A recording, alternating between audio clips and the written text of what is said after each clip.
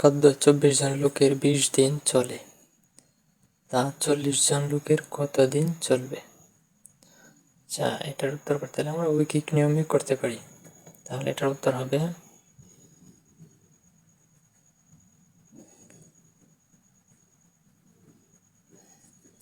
24 জনের চলে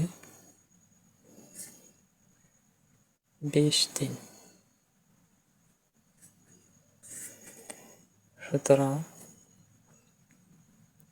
একজনের চলে 24 জনের চেয়ে তো একজনের বেশি দিনই চলবে, সেটা তাই গুণ হবে 24 গুণন 20 দিন। এখন বলতেছে 40 জনের কত দিন চলবে। 40 জনের করতে হলে সুতরাং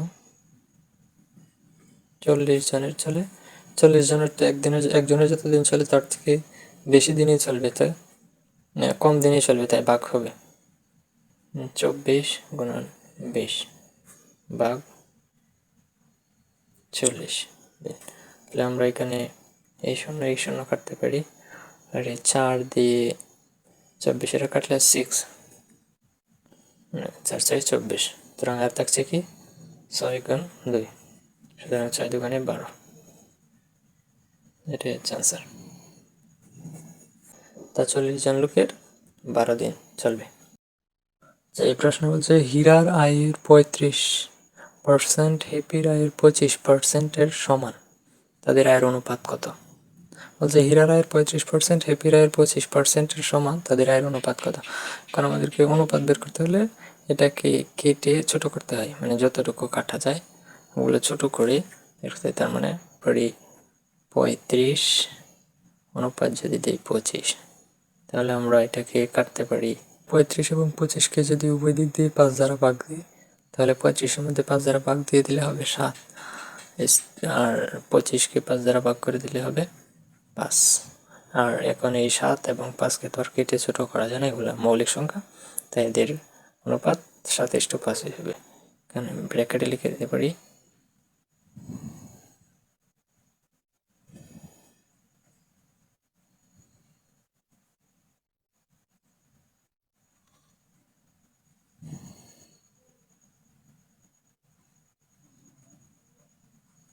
উভয় দিকে 5 দ্বারা ভাগ করে।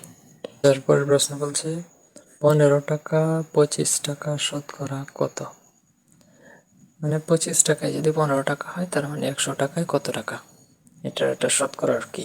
তাহলে আমরা যদি লিখতে পারি উত্তরে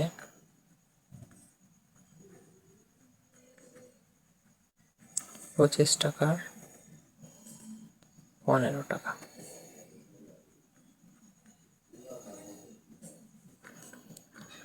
সুতরাং 1 টাকার 25 টাকার যদি 15 টাকা হয়, 1 টাকার তো অবশ্যই কমবে, আর যদি কমে তাহলে হয় ভাগ 15 ভাগ 25 টাকা। এখন যদি আমরা শতকরা বের করি তাহলে শতকরা মানে তো 100, তাহলে 100 টাকা বের করতে হবে, সুতরাং 100 টাকার 15 গুণন 100। 100 টাকার যেহেতু 1 টাকার যেহেতু বেশি হবে, কম তো আর হবে না, বেশি হলে কি জানি আমরা জানি বেশি হলে গুণ হয় টাকা।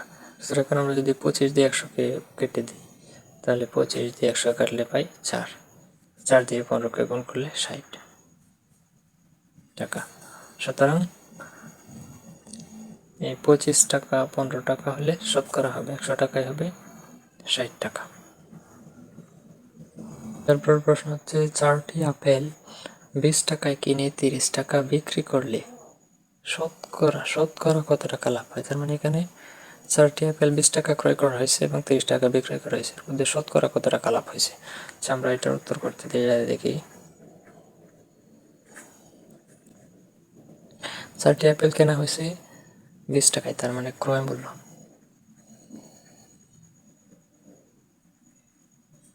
20 টাকা,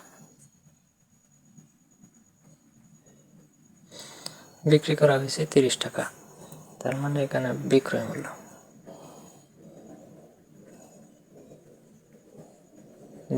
হচ্ছে 30 টাকা। আচ্ছা, এখন আমাদের যদি শতকরা লাভ বের করতে হয় তাহলে তো প্রথমে এটার লাভ বের করতে পারি। এটার লাভ আমরা জানি লাভ ইজ ইকুয়াল টু বিক্রয় মূল্য মাইনাস ক্রয় মূল্য, সুতরাং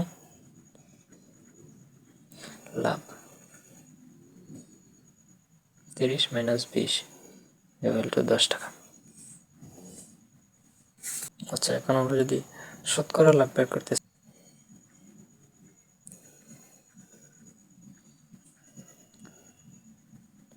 আমরা জানি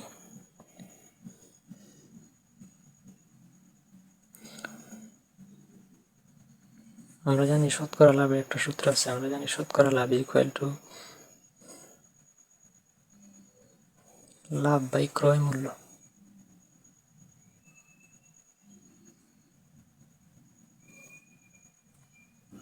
গুণন 100। আমরা জানি শতকরা লাভের একটা সূত্র হচ্ছে লাভ বাই ক্রয় মূল্য গুণন 100। তাহলে আমরা এখানে যদি মান বসাই, লাভ হয়েছে 10 টাকা, তার মানে লাভ 10 মাইনাস এখানে ক্রয় মূল্য ছিল, এই যে ক্রয় মূল্য 20 টাকা, তাহলে এখানে হবে 20 আর গুণন 100। তাহলে এই 100 যেহেতু উপরে আছে, তার মানে 20 দিয়ে যদি কেটে দিই, প্রথমে এই 0 আর এই 0 কেটে দিলাম, এই 2 দিয়ে 10কে কাটলে 5, সুতরাং 5 দিয়ে 10কে গুণ করলে 50। 10 গুণন 5 ইকুয়াল টু 50। সুতরাং ওই যে 4টি আপেল 20 টাকায় কিনে 30 টাকা বিক্রি করলে শতকরা কত টাকা লাভ হয়? শতকরা আমরা পাইলাম হচ্ছে 50, সুতরাং শতকরা 50 টাকা লাভ হয়।